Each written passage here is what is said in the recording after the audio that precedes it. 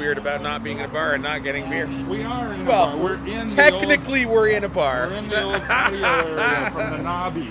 This was the Knobby, the Rockpile East, man. So it's kind of funny because I don't actually know anything about the Knobby. Well, the Knobbies were bands like Downchild and Kim Mitchell and Rush and Goddo. They all started here. Well, you know, when Goddo came in the first time, one of the first things he said is we used to play back at the old Knobby. In fact, most of the bands that do come in, that's one of the first things they say. We used to play back at the old Knobby. This is our bartender, Sandra. She's one of the owners too. Don't tell anybody, but I came here when it was a Knobby, and I'm only 21. Would you believe that? Of course you would. I thought she was 24, but sorry for calling you old. That is what it is. But every band that comes in here, half of them say we used to play when it was the old Knobby, and I feel really weird because I asked the band today, it's Zedhead playing, I asked them today, he told me the same thing.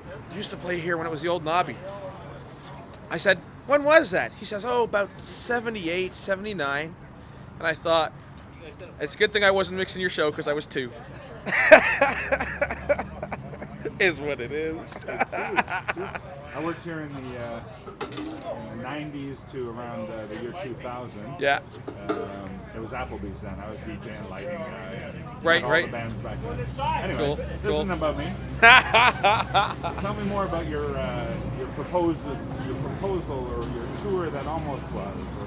Well, okay, we did actually have a bit of a tour. I met up with a really cool bunch of cats. It was Rick Wellbanks was on drums. Jason Toner, who actually has a new band out in the West End called the Oak Republic.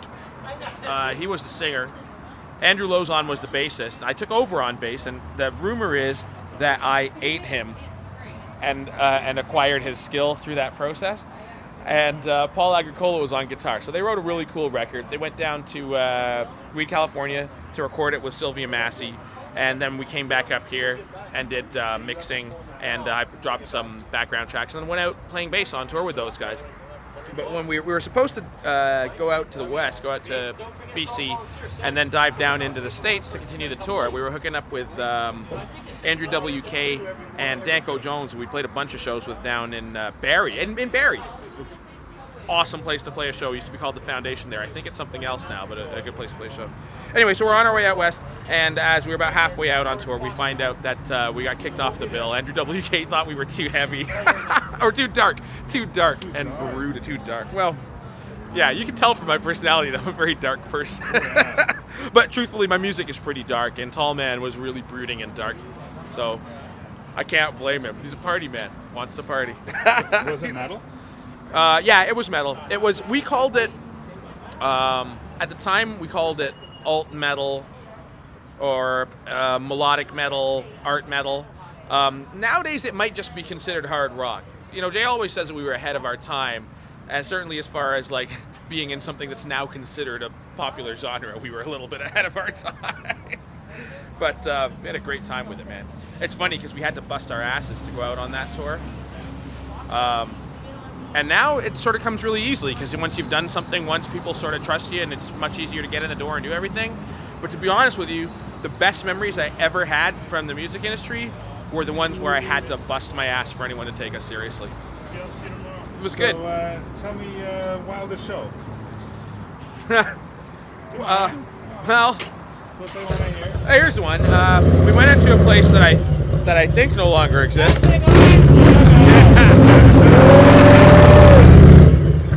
Get up on one, buddy! As long as it keeps the shiny side up.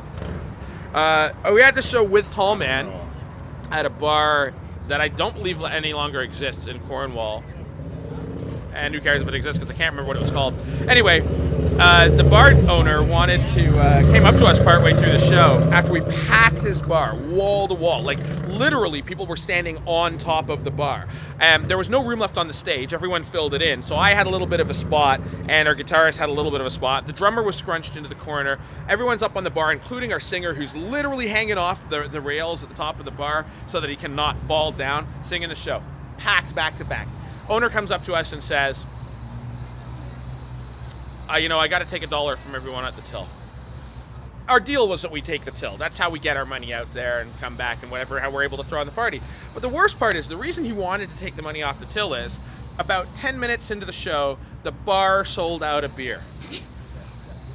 So our owner walks over to the till with him, picks it up, takes out all the money, puts it in his pocket, and says, at the end of the show, you can come and tell me why you deserve any money. In the meantime, you should probably get back to the excellent job of selling beer that you're doing. And we just took the fuck off with it. It was one of those weird experiences where you realize sometimes music business is not as friendly. Really? I noticed. Well, you know, I'm a laughy, cheery guy. I usually just try to keep those people out of my face. But if you're going to go on tour, you need someone to manage it and make sure that, you know, when it comes time to get paid. Is what it is. All right, Richard. Hey, we'll do this again next season. Thanks for being on Musicians in Bars Getting Beer, bro. Thanks, brother.